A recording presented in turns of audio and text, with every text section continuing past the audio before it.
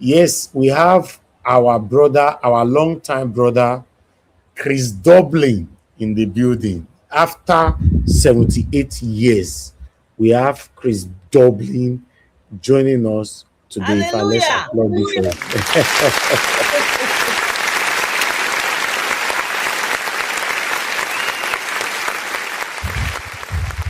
All right, my brother Chris Dublin, it's good to have you on the show. It's been a while, you know. A lot of people on this platform, and many of them not gonna know you. Now only tellers, like Madarita responded just now. Now only tellers go know who be Chris Dublin, but we have a lot of new people now. But I want to let you guys know that Chris Dublin is one of the foundational member of Nigeria Watch Media. You know, we've been together from day one. So yeah, there was some break, but he's back. Yes, yes, yes. Good to have you on the show, Baba. Obo here. That was Mr. That was wow. I can't I believe it greet you. that finally Yes, finally so it's back to be with the brotherhood again. It's good to be back with the brotherhood again. Abdul Malik, I see you. Welcome. I beg, I think that clap, oh, that clap. The people with there on ground are supposed to get that clap because they easy the kind work we they do since because this political discourse they very tiring. At least everybody kept the fire burning, irrespective of the disappointments left, right, and center, the obvious corruption, the ineptitude of the government, everything. But now keep on doing this every day with everything coming out from Nigeria everywhere. I think I salute all of you now well, and everybody where they greet me, now me greet my pass. Now do where God will bless everybody. We continue to fight these fights, because it's not easy. Anything you do in Nigeria, every Nigerian issue, they follow normal protocol. They follow normal line. Now because they were with this, so and it's so I'm really I don't know how to put them. I just did so happy that everybody remain largely who they are. I just try to listen to some of us talk. I think for the past 3 days and sometime last week, I think all of us is just the way we are. I hear Madam Rita submission, the same Madam Rita, give us our mandate, the same old, give us our mandate, Pao Dua, the same old Pao Dua, Abdul Malik, everybody, of course, Nigeria, of course, Nigeria was never changing. The Rock of Gibraltar, the same yesterday, today, and forever. And everybody for comment section, I see all of you now. Well, I know say to call names. I know go feed do all those ones, but from time to time as I dey come, I go begin to acknowledge everybody. So I say make I greet all of you now well. Everybody will do well. I don't fit call all names. But like I dey talk, no matter how the time, even if now 1 minute, I must take time to greet mommy diaspora. I want me diaspora. I don't know where you get all this source of strength from. This your energy, this your continuous dedication to the upliftment of our nation. And like I said earlier, irrespective of the many obstacles, the many spanners that have been thrown to the wheels of development of the nation, but you have remained steadfast. Your advice on and off the screen, they are completely invaluable.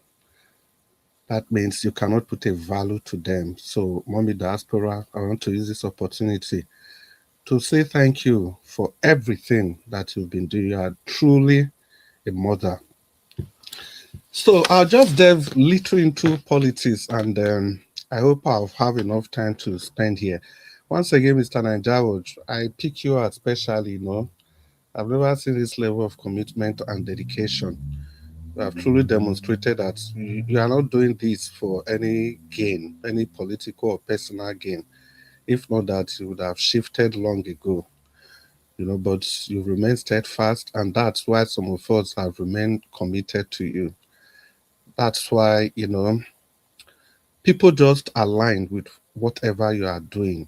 People may have their reservation, but you just know that eventually he knows what he's going doing and is going to turn out well. So that is the situation we have found ourselves. So before I continue, let me say once again, ladies and gentlemen, boys and girls, it's your boy Chris, and like I usually say, I'm speaking from Dublin. A lot has happened for these so many years that Tinubu has become the president of the nation. And no matter where you are, you always hear vibes, political vibes, all the stories they are floating around. It's popping up on your emails, your timelines, no matter what you are doing. You keep hearing this story. And it kind of stagger my imagination that a nation that's supposed to be the epitome of the black race has decided to just remain stagnant, has decided to remain a Lilliput among the committee of nations. You listen to the Honest Bunch, that just paints an image of the mindsets of our politicians. Personally, Shehu Sani didn't surprise me at all. Didn't surprise me. The reason I say this, when he was being persecuted by Rufai and after everything, Shehu Sani, he found a way to dissociate Buhari from El Rufai.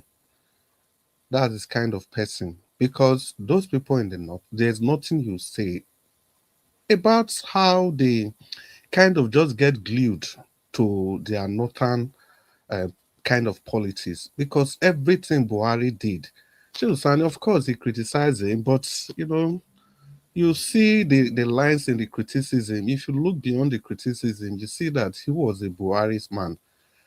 And again, you see the way they stylishly throw Peter Obi in the midst of everything they were saying. Take for example, all of them they were saying that all of them said they were going to remove subsidy.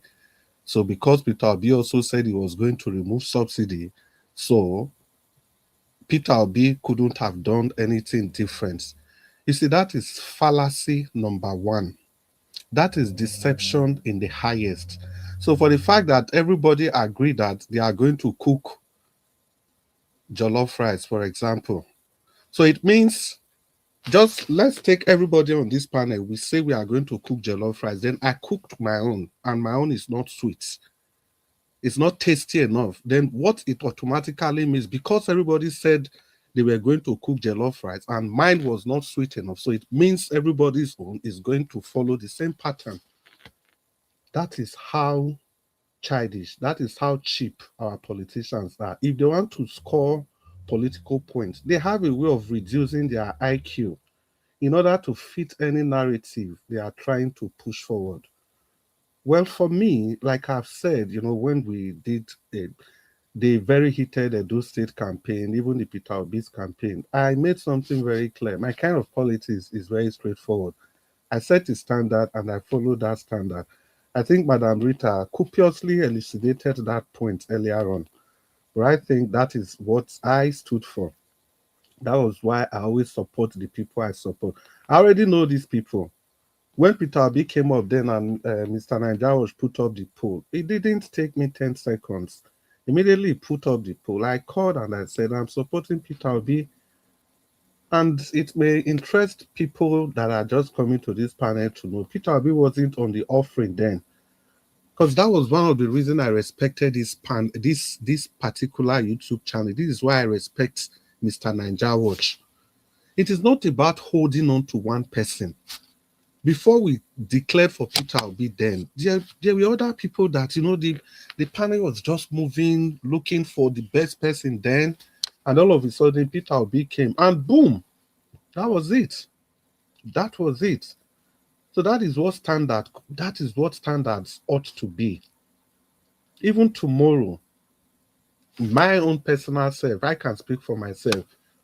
If we get somebody better than Peter Obi, but I doubt if we can get that in Nigeria, the tendency is for me to move forward. But now, you see this man, Peter Obi, I keep wondering, people compare him with Nigerian politicians. No, sir. I don't think there's any politician anywhere in the world that can stand the integrity of this man. He's just, or let me say at least, is at par with any of the cleanest politicians. If Peter Obi can operate in an environment as dirty, as biased, as backward, as bedeviled as the Nigerian political environment, and yet he came out clean. So I don't see any environment that he cannot operate. This man is not a Nigerian. This man is one in a billion. I don't know what I don't know how he grew his political acculturation. I don't know how he developed his political his style of politics. I don't really know how. But whichever school, whatever school he went, whatever his opinion were, I think he did the right thing. There's nothing, there's nothing that they have against this man apart from pockets and snippets of propaganda. The highest they can say, I think DJ Adeyanju was also saying that he put some money in his personal or a bank where he has interest. That is the highest you can accuse this man of. That is the highest. How much interest? How much interest is that money, that fund? How much interest was the fund going to generate? And when he was leaving, the funds were all there, accountable. And nobody has come out to say that the funds generated so and so amount of interest and Peter Obi took everything. No, nobody. But yet, they will not allow this man to move forward. They will not allow this man to move forward. I completely agree with Nigeria when King Emeka said, when King Emeka said that Peter Obi lost, it was because there was no structure. That was why he lost the election. No, he didn't lose the election. He won the election, even with everything they came up with, even with those figures, and still going to the courts. It was the judiciary that Peter Obi lost to. With the rigging and everything, if the court had done the right thing, Peter Obi would have still won that election. Now, let it be on record that days before the election, that famous election, days before that election, the same Mike Guinea that you and I know was in all major television stations. He told Nigerians, the whole world, he encouraged everybody why they should participate in the election. He further stressed that before you can be the president of the nation, you must win Abuja. Mikey Guinea. It was there in their rule books. He interpreted it.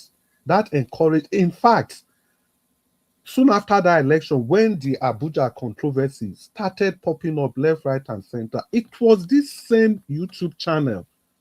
It was Ninja Watch that was the first person that brought Mikey Guinea to come and face Nigerians again and speak to Nigerians about that Abuja debacle. It was this station that was the first, not even the mainstream station. Nigeria was brought him, and we all interrogated him. We called and we asked him. Of course, unfortunately, by that time, the case was already in the Supreme Court.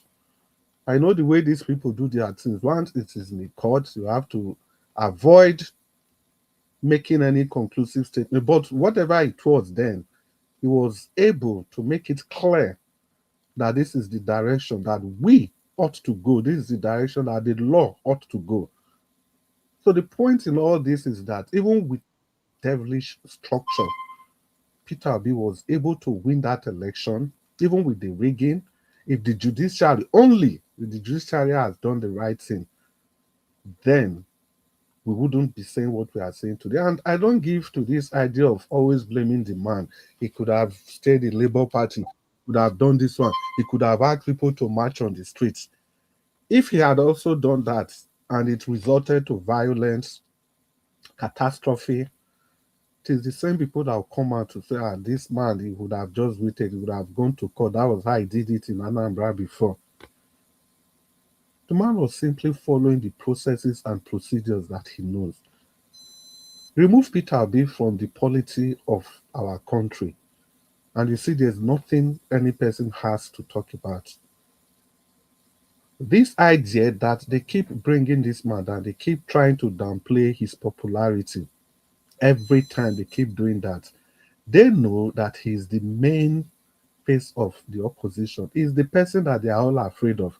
They are not afraid of ADC. They are not afraid of any Kwankwaso, any Atiku. None of them.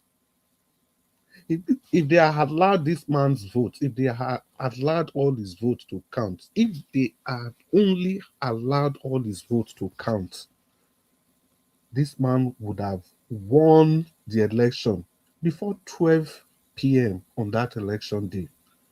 But it was voter suppression. Forget what happened in Lagos. If you know what happened in Jos, in Nasarawa, in Rivers, you know that this man is simply a phenomenon. He's somebody that will be studied. And I'm very sure in years to come, not even years to come now, he's going to get into the annals of political journals. He's going to get into government textbook in Nigeria. They study this man. See, it is not just only that Peter Obi is a politician. Do you know what it takes for a politician from the southeastern part of the country to be able to be accepted at this level? Just imagine if this man was not from the southeast, he was from any other part of the nation. Today, they would have given him the country to rule without even any election. You know what it takes? Everybody that criticized this man, they are all at his nail. Look at Kwankwaso that called him Andrew Liversod 4 years ago. But today, they know that this man is the way. Is the way forward for Nigerian politics. Is the way forward for the emancipation of the downtrodden in the society. The choice, like I always say, is ours. The choice is ours. Just like the Bible said, look, I've given you the option to choose between life and death. But the Bible went as far as saying, if I were you, I would choose life. The options are there. Peter Obi is there. Everybody is there. I want to urge everybody, if I were you, I would choose Peter Obi. For me, I have chosen Peter Obi. I have chosen this man. There's no two ways about it. I just saw Mr. Jonathan popping. Okay, Jonathan, welcome. It's good to see you. I want to thank you for keeping these lights burning. Although I've thanked every other person since you are just coming, I feel I should also extend the same greetings to you. Thank So, you. in continuation of this Peter Obi discourse, this is not a praise singing for Peter Obi because nobody can even sing this man's praise. You cannot sing his praise because he's different, doesn't need it. There's nothing they've not thrown at this man that he has not absorbed. See, let me tell you guys, the strongest thing that can ever demoralize you is when the people that are closest to you, when they turn their back against you for flimsy excuses. For flimsy excuses. Some of the greatest warriors that fought along this man, they all left him after that election with different excuses. And yet I'm not saying Okay, those people. Yeah. okay, Chris, I beg, hold on, because I have a response to Mr. Johnson Emmanuel, my big brother.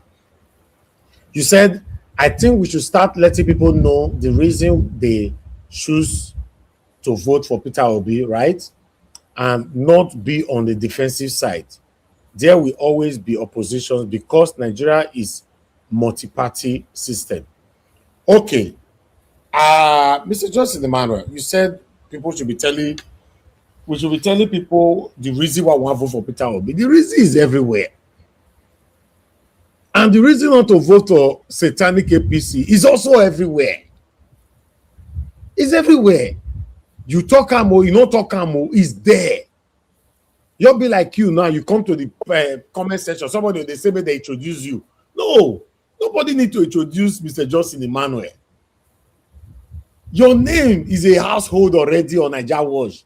So Peter Obi name is a household name for Nigeria. If you talk about good light, Peter Obi go dey middle. If you talk about satanic and darkness, Tinubu and APC satanic supporters and all of them will be there. Epa, you get am? Mr. Chris, please go ahead and round up. Thank you. Yeah, well, let me quickly just round up maybe in 1 minute. Yeah, Mr. Endawas, thank you for the clarification. And Mr. Johnson Emmanuel, from my place, from the same place with Paul Dua, there's a popular parable that we say that even if somebody is blind, you cannot tell the person it is raining. I think that summarizes everything. You cannot tell somebody that is blind that it's raining. He will feel it and he will know that it is raining. Now, I cannot go into the many reasons why people should vote for Peter Obi, but let me just make one simple reason very clear to everybody. You see, I have a standard that I've chosen for this man, and deep down at the back of my mind, I know that if this man is voted in, even if he doesn't do anything, you see the flamboyance in government, the stealing in government, those two will stop. Because this man is not going to steal and this man is not flamboyant. And the amount of funds this nation will save from only those two enterprises will be enough to catapult us from the shackles of being a third trodden country to probably a first world or maybe an emerging economy. Because as we are now, we are simply nowhere to be found. Let me drop the mic here. Mr. Nanjawat and everybody, I want to say special thank Thank you you. to all of you for keeping this light burning. And I must Brotherly, not where claim. have you been? Please, Dublin. Yeah, Ah, Mr. Mr. Jonathan, I Mr. was talking. Dublin. Yes, Mr. sir. Dublin, where you dey now? no Yes. be small though. Ah, Where I you hear the dey? voice and say, we go, where we go, we Dublin go come dey? to that. Maybe after they talk, they go. I know so that was not give me too much time to talk. But as Where they, you dey, No, we Mr. don't miss you, Dublin? no. I did doubly, but after they No, talk, no, they no. go. Where you dey? Yeah, You see, never tell us where you dey. okay. I don't do anywhere, Mr. Jonathan. Now just Fine. so many activities. You're My welcome. hand come over full, you know. And again, I think I was listening on Mr. Anjawa, sorry. I was listening to this South African thing yesterday. We were saying about how our people go outside, the black people, and you see, part of the thing that kept me was actually the battle. It was actually a battle to clean the name of black people. Yes, I'm going to get into that. You guys will be shocked. I'm going to get into that. I will explain what's happened. I'm going to, in fact, with time, as long as I get enough time, one day I will explain to you people and you see. See, let me just quickly say this. There's no use blaming Nigerians. There's really no use blaming black people. I can tell you that there is already a skewed and biased attitude towards immediately you are in Nigeria, irrespective of who you are, whether you do well or not, there's already something biased against you. There's already something biased against you, irrespective of what happened. We had projects that we needed to delete. In short, if I don't know if I have that time to maybe some other time I'll talk about that, but be rest assured. And you guys will be shocked how we are all perceived. And this is the kind of is it persecution I'll call it that we all face in our different place of work, everywhere we are in our exposure. Being in Nigeria, you have to be 3 times as better as every other person that you work with. Unfortunately, that has become our reality. And for South Africa, it's not just about Nigeria. They hate black people. What they are doing to Nigerians, they are doing it to every black person on earth. Every black person, especially Africans in their country.